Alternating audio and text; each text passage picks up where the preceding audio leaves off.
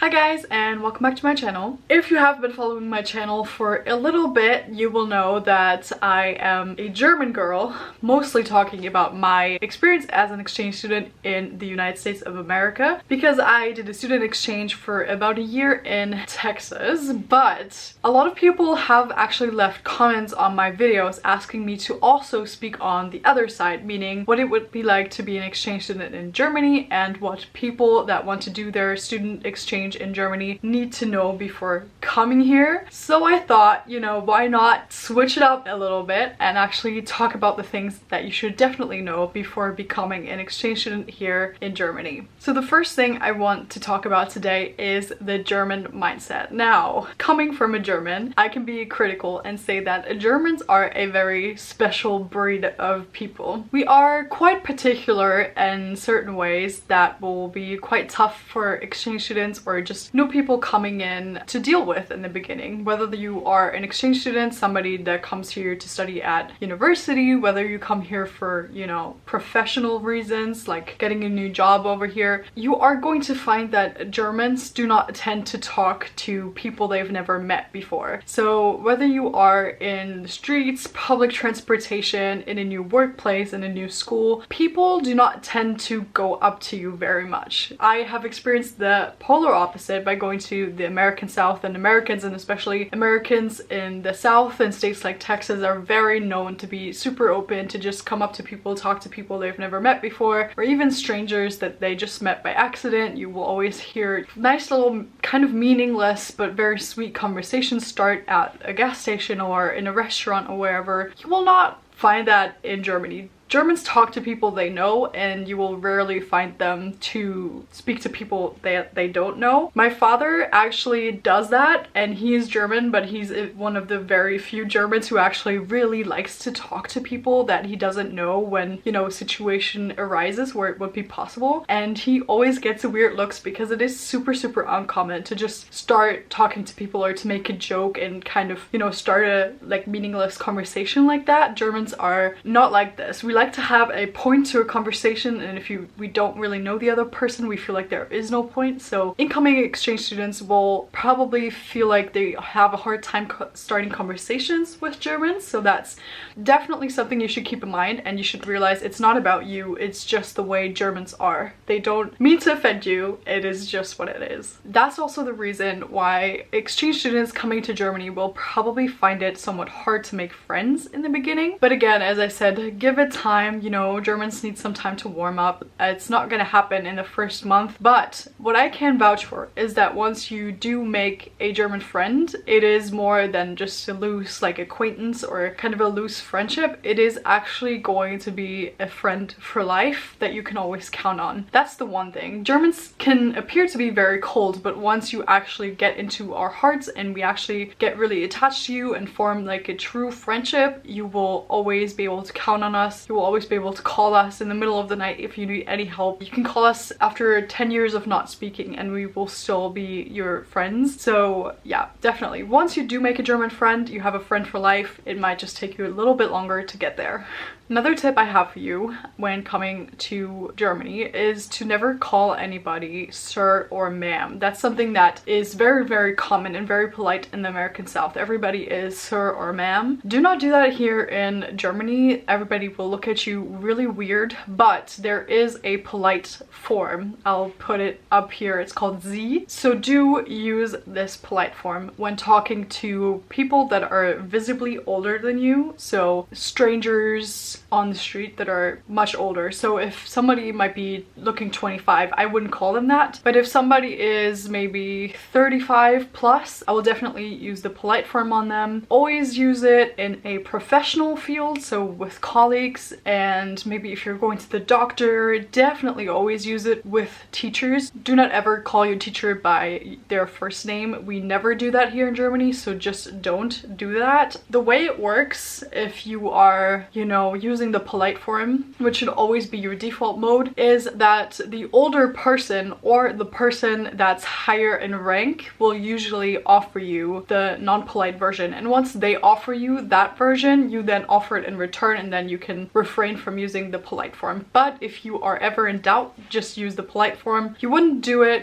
with people your age if you are kind of in the same rank. So if you're in school, you wouldn't, you know, call your peers that. But if you are maybe in a professional environment already, definitely use the polite form as well. Another tip that is really important when coming to Germany, whether as an exchange student, a professional, or just moving here for fun, be on time. Germans have a reputation, and the reputation does not just come out of thin air. We like to be on time. And in fact, if you meet up at 3 p.m., be there at 2:55. Always be at least 5 minutes early. If you are 5 minutes late, that's just about what you can do. If you're 10 minutes late, that's already considered quite rude. If you're more than 15 minutes late, that is, yeah, that's kind of just very rude. Just don't do that unless you got in a car accident or there's something like seriously wrong. Just try to be on time as much as possible. Yeah, even try to be a bit early if you want to gain some extra points. Also, something that is a bit connected to that is if you make plans with a German or you make promises to a German, you need to keep them. I know that in America and in the American South, oftentimes you will be like, oh yeah, we'll text, we'll hang out, whatever, and kind of not really mean it. But if you do say that to a German, yeah, I'll text you, you need to text them. Don't leave them hanging. Don't make any empty promises. Or if you're like, oh yeah, we'll definitely hang out like next weekend, do hang out next weekend. Like actually make plans for next weekend, because if you don't do that, then you will just be known as kind of a phony person, kind of dishonest, somebody who just doesn't, you know, care. Chances are those people will not speak to you again or will not try to make plans with you again. Germans like to schedule, plan, and be really dependable. So yeah, if you make promises and if you make plans, or if you tell them you're going to do something, actually do it and follow through with it. Coming now to the second aspect, which is the law. So generally speaking, Germans love their law and order, and there are a few things that you should really know about that before coming to Germany. So the first thing is connected to trash. So whenever you are out in the street or whatever, littering is really frowned upon. So if you're eating, having takeout, for example, do not ever leave your trash sitting anywhere. There's a lot of public trash bins, just put them in there. Yeah, littering is really frowned upon, and you're not gonna make friends very easily if you are known to leave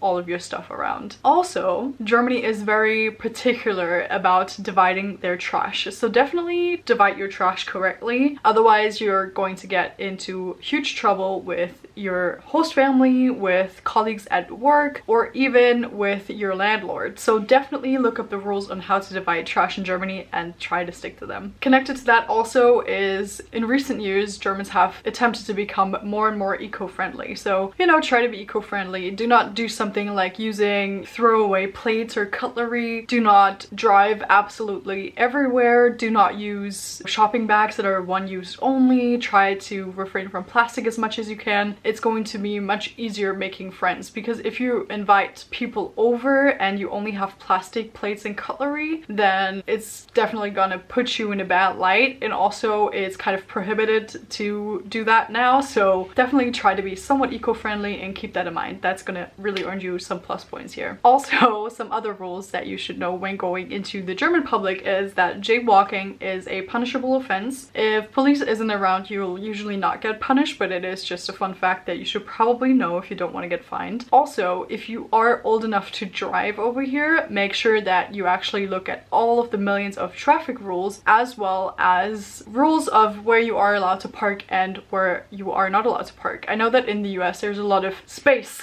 for not that many people, and you really can kind of do whatever you want as long as there's nobody that's getting annoyed by it, or if it's your land or whatever. In Germany, it's really crowded. There's a lot of people and not a lot of space. So really read up on the rules of how you can park, where you can park, what you can do, you know, in traffic, with your car, whatever. There's a lot of rules and you should know them before you start driving. Also, connected to the law and driving age over here is 18. If you want, you can get a permit and drive with your legal guardians starting at 17. There's also some other fun rules that you should know about if you are under the age of 18. So this is especially important for exchange students. If you are below the age of 16, you're not legally allowed to stay outside or at events without a legal guardian present after 10 p.m. If you are under 18, you need to leave at midnight unless you have a legal guardian present. And if you're over 18, you know, that's the age where you reach full maturity. You can vote, you can drive, you can drink, you can do whatever in Germany. Also, drinking age is 16 for alcohol that is not very high in percentage. So you can have beer and wines and sparkling wines. For any shots or anything over a certain percentage, you have to be 18 plus. However, drinking culture in Germany is very different from the United States. You can drink openly, you don't need to put it into paper bags. It is just sold in the supermarket. Yeah, you can drink openly, and a lot of kids will have a beer, for example, when they are, you know, at a restaurant with their parents, for example. They might get a small beer even though they might only be 14. So do not be shocked if you see that around. Drinking culture in Germany is very, very different. So seeing as this video is already super long,